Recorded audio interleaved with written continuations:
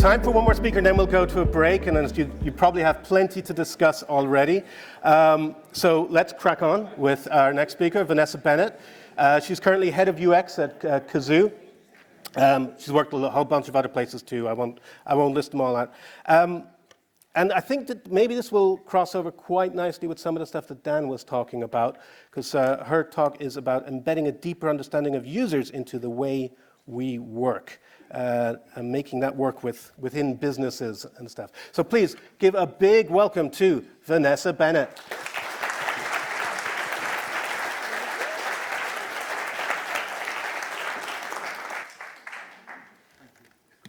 Important thing first, hydration. 1 minute.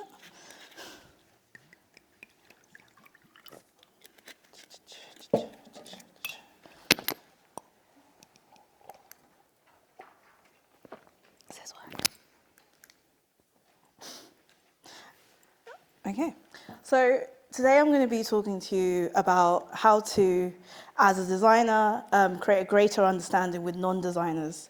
But before I do that, I'll give you a little introduction about me. Do I need to do this? There we go. So I'm Venessa. I'm a design leader, super passionate about building inclusive teams, IT people. The screen keeps flickering down here. It's on now. Yeah, it's on. And I'm currently head of UX at Kazoo. For those of you who don't know Kazoo, we're an online platform where you can buy cars. We're quite unique in the market as we actually own our inventory and we own the end-to-end. So we're not like Auto Trader, which is more like a marketplace. We actually own the whole operation. And from a UX perspective, we've got 25 UX folk. That's a combination of user research, service design, content design, and product design.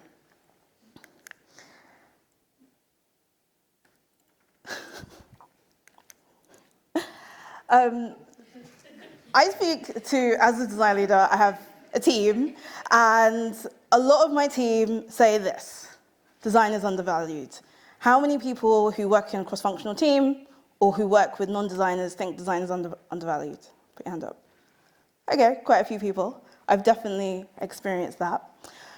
And my response to that, especially in an environment where we talk about profitability, meeting the bottom line, OKRs, designers really need to have a commercial business mindset.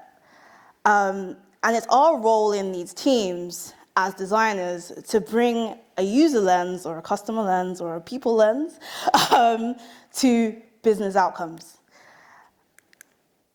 And I'm going to talk about two main areas. So I'm going to focus mainly on from a team perspective, so a designer and a cross-functional team, and then I'll touch on strategic element. So you're a designer, the only designer in the team.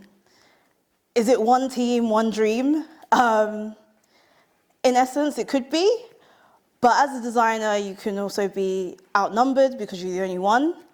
The team is really focused on quick delivery or making key target metrics. And what do you do in that kind of situation as a designer?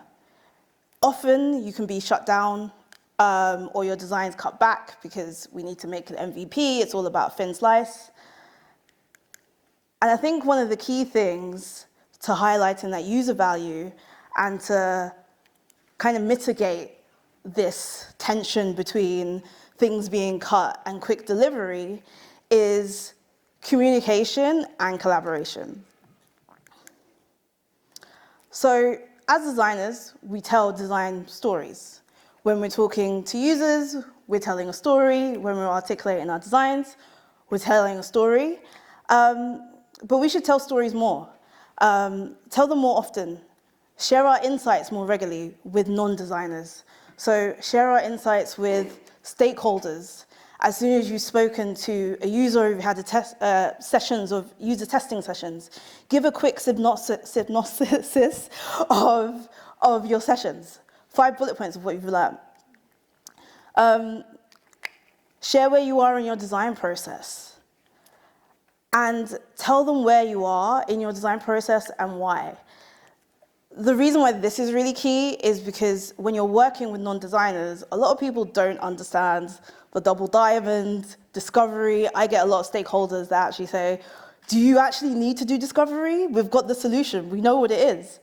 But by articulating why you're doing what you're doing and why it's really important, you're teaching them your design process and you're communicating with them early and often around why these activities are really key, and also teaching them about design and teaching them that you're not just in the corner doing some screens and then you come out with some screens, but actually there's a process and how you've taken the research and the insights and to create a design.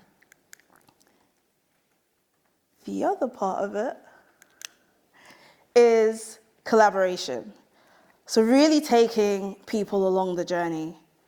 In that design process, think about clear opportunities where you can collaborate. So there's going to be, how many people have got a stakeholder who always comes to you with a solution? So they'll just come to you with some kind of solution, right? And you're like, you have to take the solution seriously, you have to prove that it works, or disprove or prove that it works.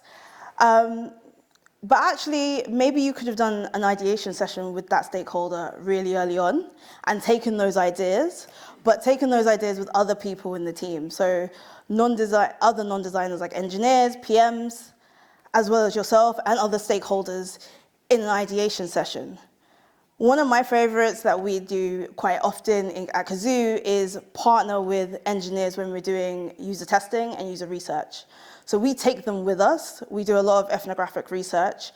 So we actually take them with us in the field. I like to get them to do the notes. Just makes things a lot easier. But when we're doing that, they're seeing and they're creating that empathy for the user. They understand what the user is thinking, what they're saying, the environment that they're in. And this is really key when you are articulating your designs later on down the line, because when you say, this is the reason why we need this feature, and this is why this feature is really key, actually the engineer will understand because they were there in the testing. But I think there's some key things that you need to remember. Think about data. Really think about that qual and the quant data. And when you're articulating your designs, when you're talking as a designer, ensure that you're using these data points to say, like, we decided to put the search bar in this corner because 8 out of 10 users went there instantly. Terrible example. Think about how you can ladder up to those business goals as well. So again, when you're articulating your designs or ideas, think about how you can make a connection to those key OKRs or those key metrics. Sometimes it's quite difficult, and especially when you're talking about design, so you might have to work out how you can measure certain things. So one thing that we do at Kazoo is we look at task completion, so how quickly it can take to complete a task. And then also think about time boxing. So time boxing is a bit of a controversial word with designers. I'm not saying to drop everything or to drop bits in your design process, but think about, one, why you're doing it, how long it's going to take you to do, and also communicate that back to team members. So one thing that when I was designing kind of back in the day, I used to ensure that my design activities fit into a sprint or the cadence of a sprint. It didn't mean that my design activities or my design process was 2 weeks. It just meant that by the end of the sprint, I would have this outcome, and I was able to communicate that I had this outcome. And then lastly, think ahead. So ensure that you're thinking ahead when you're testing, when you're creating your designs. How does this ladder up to a bigger concept, a bigger mission, vision of that team that you're in? So it helps you to think of your design as more than just one thin slice, but actually how it all fits together.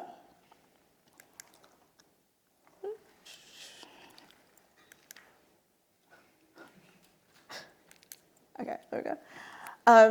So now I'm going to go into strategic research and design. And I think we all know, I pulled this quote from the Nielsen Group. Essentially, the earlier the research, the more impact you would get. I think everyone knows that.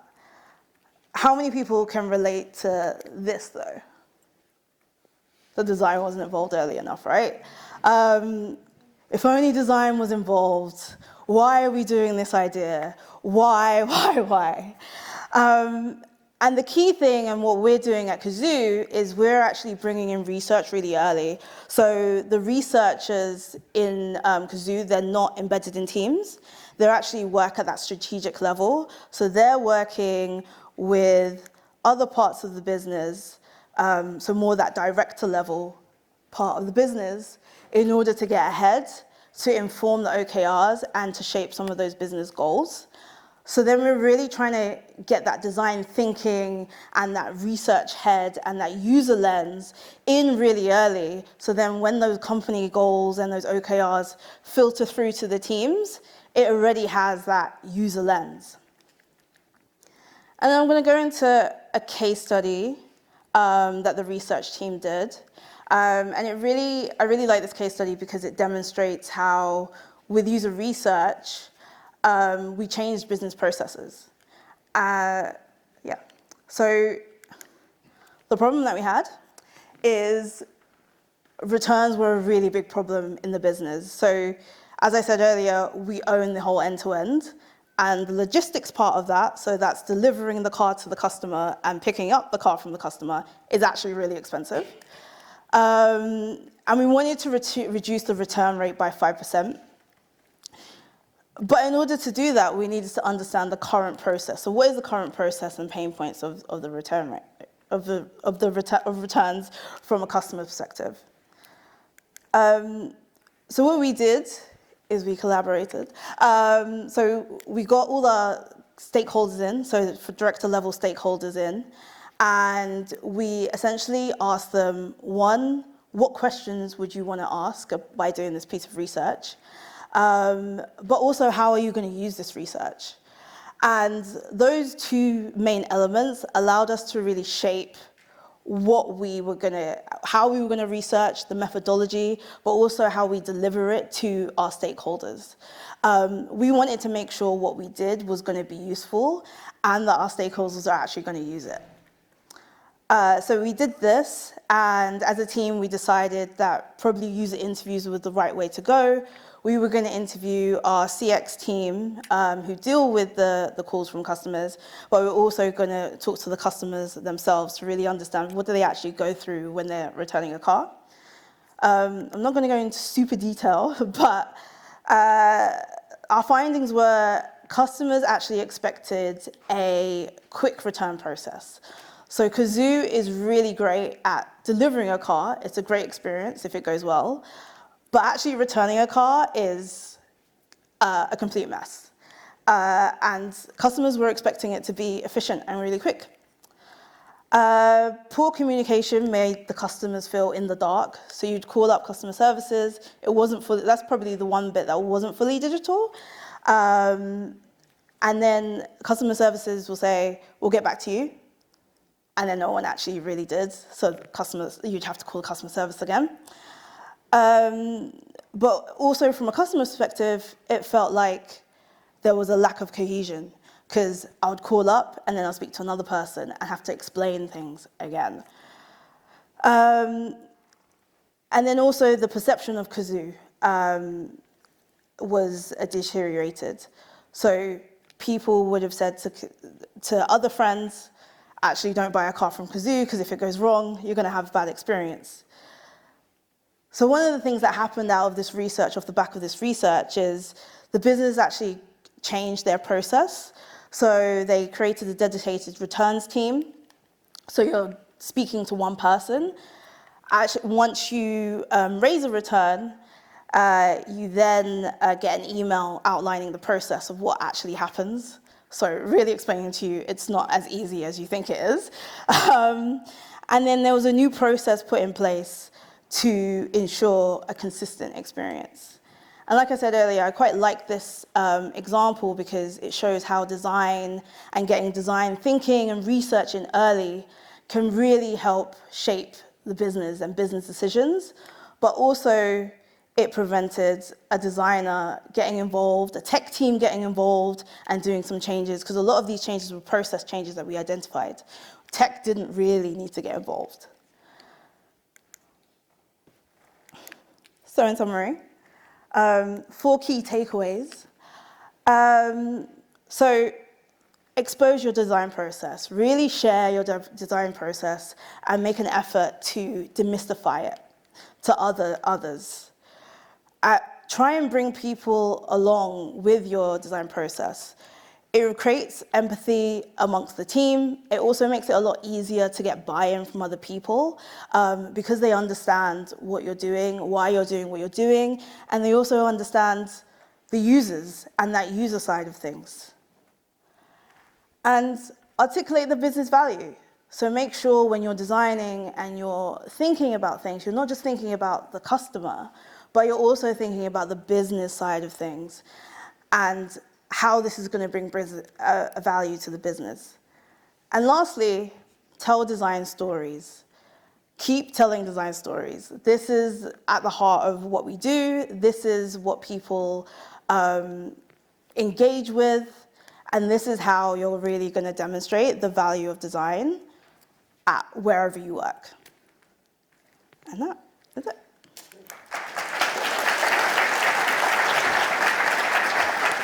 Thank you, Venessa. Are you going to grill me now? No, don't worry. It'll be fun. We're going to talk shop. We're going to talk shop. All right, I can do that. Design, UX, research, all of it. I'm loving the emphasis on research that we're getting throughout the day already. Telling stories. Mm-hmm. So it sounds to me like you sometimes need to tell the stories in 2 different directions. Yeah. One to the business people, pulling the purse strings, but also down, the engineering folks who have to build the thing. Mm. And in both cases, you do want to, make it a user-centered story. But do you tell the story the same way to those 2 different sort of groups? It depends how the business is set up, but it also depends on how your team is set up. So if your team is set up in the right way, then the business stakeholders will be part of that team. So at Kazoo, we've got some teams where actually the business stakeholders are really, really involved, and they're involved in the day-to-day, they come to stand-ups, et cetera, et cetera. So when you are articulating your designs, you're articulating it to one audience. Just so happens to be that you've got the business stakeholders in there as well as the engineers. And how much of your workings out do you show? I mean, I get the idea if you want to share and show the value of design, but there's got to be a point where people are like, I don't care about the nitty-gritty details of how you got to this. Oh yeah, you don't say everything, but I think it's working out high level, right? If you're an engineer, you're not going to say how I coded X, Y, and Z. So from a design perspective, it's really working out what are the key things that I found out today or from this user testing session will stakeholders be interested in? You're not going to give them the notes of your testing, for example. You're going to give them a TDLR, which is 5 bullet points of what you've learned. So I think the key thing is that balance. You don't want to say everything because it's just too much information. But at the same time, you want to give some information that will help drive some of those decisions and help get people on board. And I'm curious about the medium you use to tell the story, because I mean the world of business can be very dry, PowerPoint decks, emails. They don't lend themselves to rousing stories. Have you got any tricks for telling the story in an engaging medium? I think it depends. I think in this remote hybrid world, it is actually quite difficult. Just using Slack, simple things like sending a bullet point a set of bullet points at the end on a Friday of what you've learned is a really simple way of doing it. We've done things like a design newsletter, which we send round. So it's really looking at the tools, but also what will engage your key audience, knowing your users and your consumers, essentially, right? So We've got the business side who favor email, unfortunately. Yeah. They hate a meeting, but they like an email. And then you've got engineers who love Slack. So it's, again, trying to work out that audience and catering something for that audience. So if your business stakeholders are really about email, send them an email. But you can also copy and paste those bullets and put it in Slack for the engineers. Have you ever directly shared, so like something from a research session where you thought, oh, that snippet of that video is gold dust, that explains it all? And oh yeah, we always do that. I really encourage my team to record as much as possible, so that when we're doing the playbacks and when we're talking to other people, we whip out the clips. Yeah. We whip out the tea, and we show it to people. I think it really helps as well when it's not coming from you, it's coming from a user. Yes. We don't know the user. We don't have any the users don't have any skin in the game, and it almost just speaks to to people more than if you quoted, "Oh, our user said this." Agreed. I mean, because isn't there the danger sometimes? I get we need to speak the language of business when we're speaking to the business folks, but there's a danger we kind of characterize them as these automatons who only care about the bottom line, where they're humans too, right? Yeah. They respond to a good story too. Yeah, and I think that's why at the heart of it, it's telling design stories. It's not about quoting loads and loads of numbers. It's just how can you tell a compelling story? And how can you weave in that story some of those things that actually a business person is looking at, OKRs and metrics and goals, but you don't have to go deep in it. It's just touching on that and demonstrating that as a designer, you understand these things, you understand these concepts. Yeah, at the start you were talking about, business doesn't get the value of design and how frustrating that can be. But at Kazoo, you're saying, design's involved at the strategic level. Sounds to me like you got one of those famous seats at the table everyone's always talking about. We're trying. It's still a battle. We still have a battle where, even though we have a good relationship with our stakeholders, they know us, we have really good sessions, we still have elements of not being involved early enough, not being told about things. Yep. So I think one of the things that I've definitely learned at Kazoo is you have to keep telling people about your process. You have to be super nosy. You have to keep reiterating why design is important, why you do what you do. It's annoying, but people have short memories. And we remember design because we do it day to day, but other people's day to day isn't that, is it? Yeah, I want to see if anyone has questions. Oh yes, we've got a few hands up. I'll leave you choose. We'll have a knife fight to figure out who gets. Okay. Hi there. Just curious, you're talking about the relationship of building a stakeholder relationship with I'm assuming design leads, not the design department, ideally someone like yourself.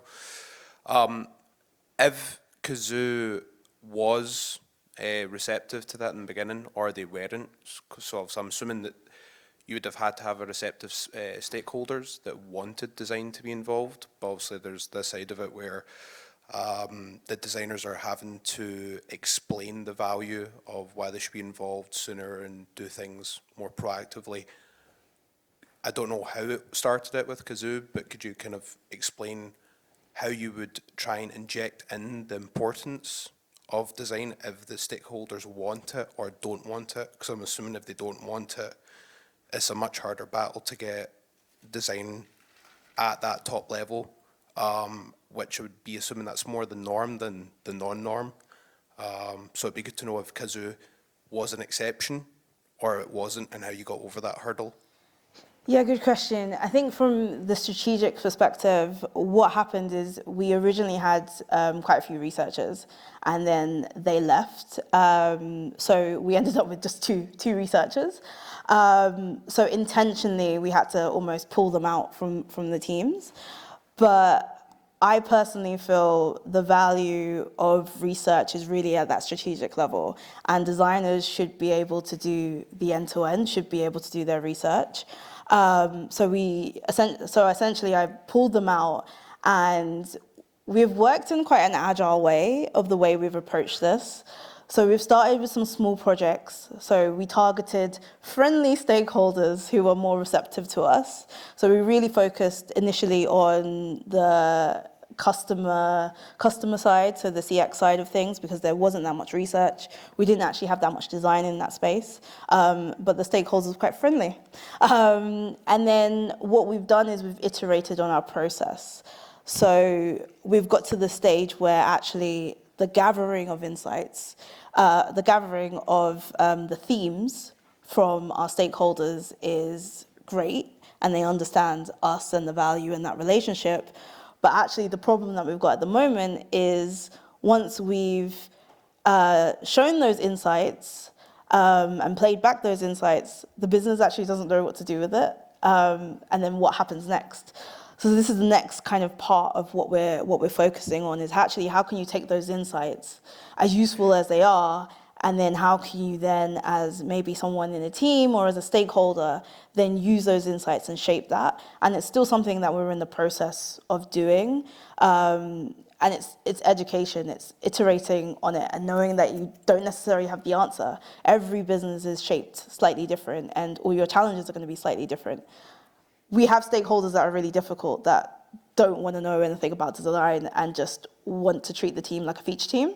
And on the other side, we've got stakeholders who are embedded in the team, part of the team, and understand the value of design. So it's still a work in progress, and we're still working on it.